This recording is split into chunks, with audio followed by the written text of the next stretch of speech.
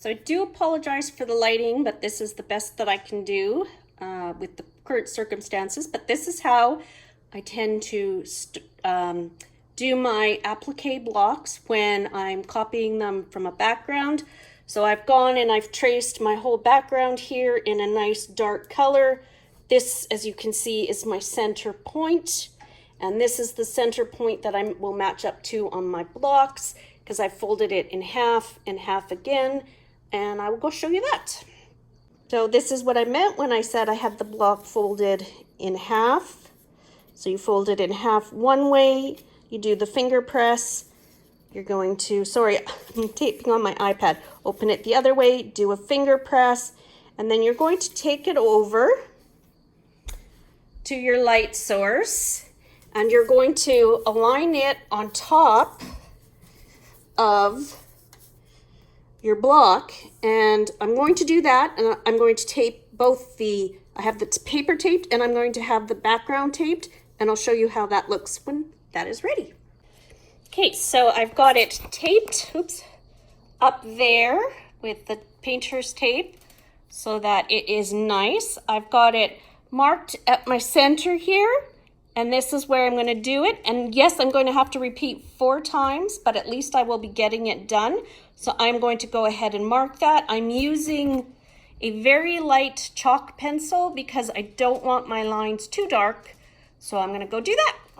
So I've gone and I've done the one side there. You can see it. It's going to move the door so you don't catch it. You can see it very lightly done through the window there. I've gone and I've actually used my water soluble. And then as you can see, I've got the corner here marked again, and I'm ready to go for round 2. So here we have it fully completed. It is all ready to go, and we're going to start with the background, and the background is going to be, as I grab it and make you go wonky, the green bias fabric, because we cut this on the bias because we're going more in circulars and we've got a little bit of a curve. And even though it would work with like how I had you cut the previous stems, I just want you to try working with a bias cut and we'll go from there. So I'm going to applique my 4 little stems there, and then I'll do it for when I go to put the back petal on, and I'll show you each stage as we go along. So this is our light box, and I'm going to shut the background light off. So what I've gone and done is I've gone with a very fine black Sharpie, and I've outlined everywhere that I want you to trace. So that's your tulip and your stems. Another thing that I've gone and done is I've decided to alter the pattern because I find on my rose block they're a little too close to the edges. So I'm going to ask you to add a 1/4 inch on the bottom and a 1/4 inch on the side here. Or not add, take away a 1/4 inch from the original line and the 2 original lines so that you're inside, another 1/4 inch on this side and another 1/4 inch on that side. And that will bring you in and make you not so close to the edges on the outside. So it'll give you just a little extra ease way to make your block. And that way, if you're a little bit extra, you've got the extra fabric, and it'll just look nicer.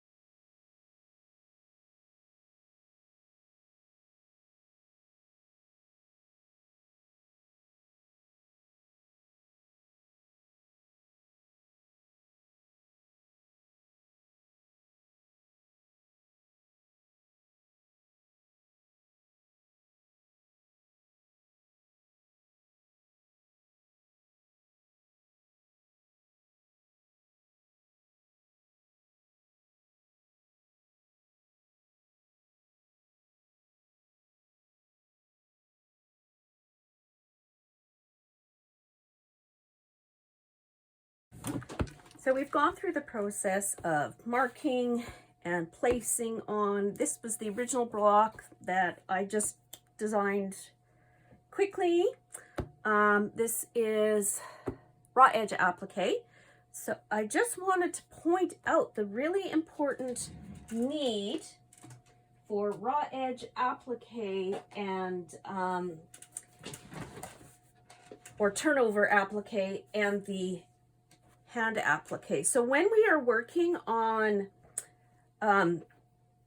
applique that's going to be done by machine, we do the pattern reverse. And I'll show you what I mean by that.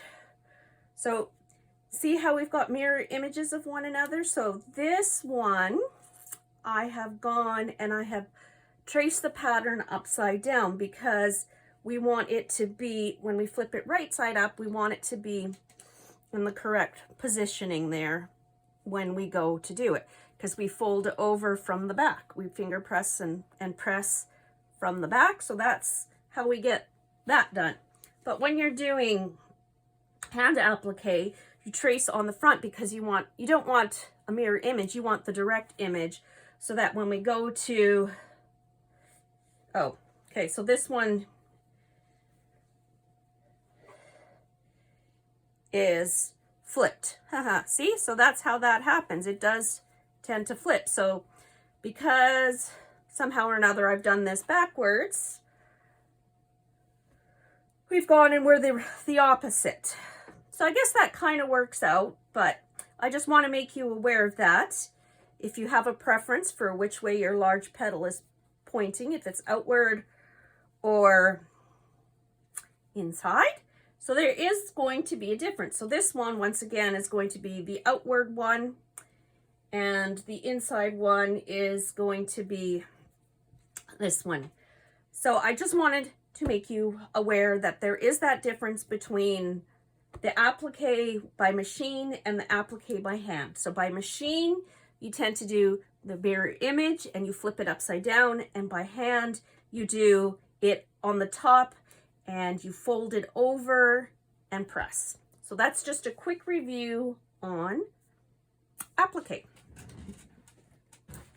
Did my quick running stitch. Now I've pressed these guys, and now I'm about to press them down.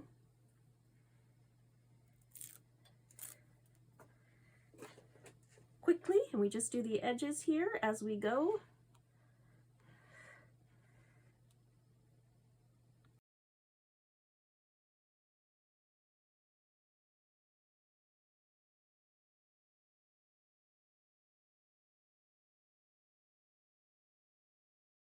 In the pattern, I talk about tucking everything underneath your tails, and I just want to show you what I mean by that.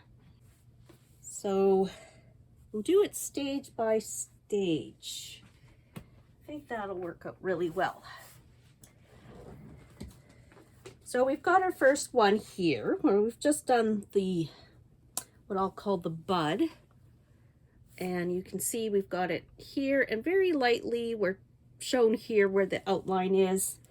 So we want to make sure when we go to put this on that we're beyond, like we've got that tucked under, so that our unfinished edge is covered up by our finished edge there. And I don't have this properly pressed, so I'll just quickly do that.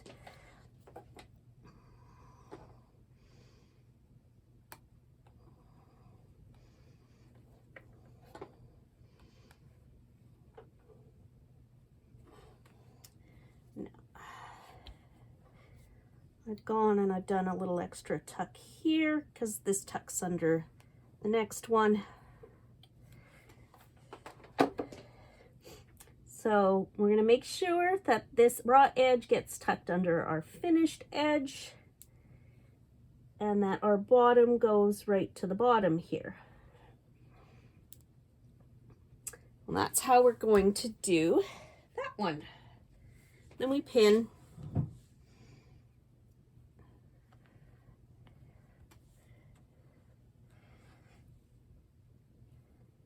As so.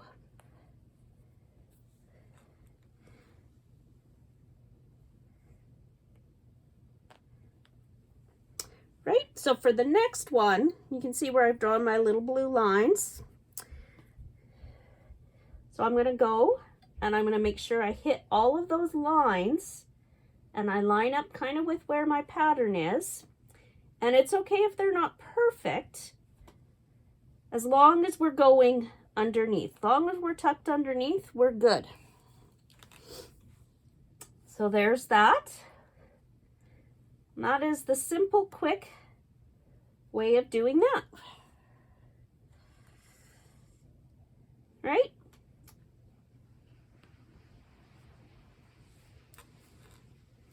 And then we've got our two finished buds here, flowers.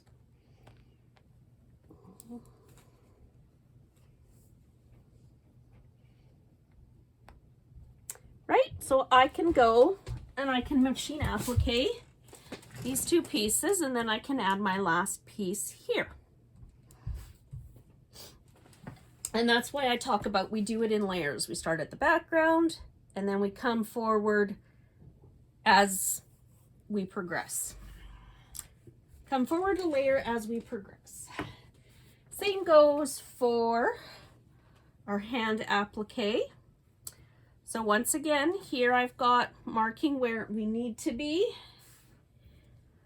So when I go to put this piece on, I'm going to make sure I'm covering here and I follow my pattern. And then same with this one. I've got my outlines of where I need to approximately be. Those pieces are upstairs, so I'm not going to run upstairs and get them, but you've got a really good idea now what I mean by you want to have your finished edge tucked over and on top of your little tails here. So I'm going to finish those and then I'll show you the completed blocks.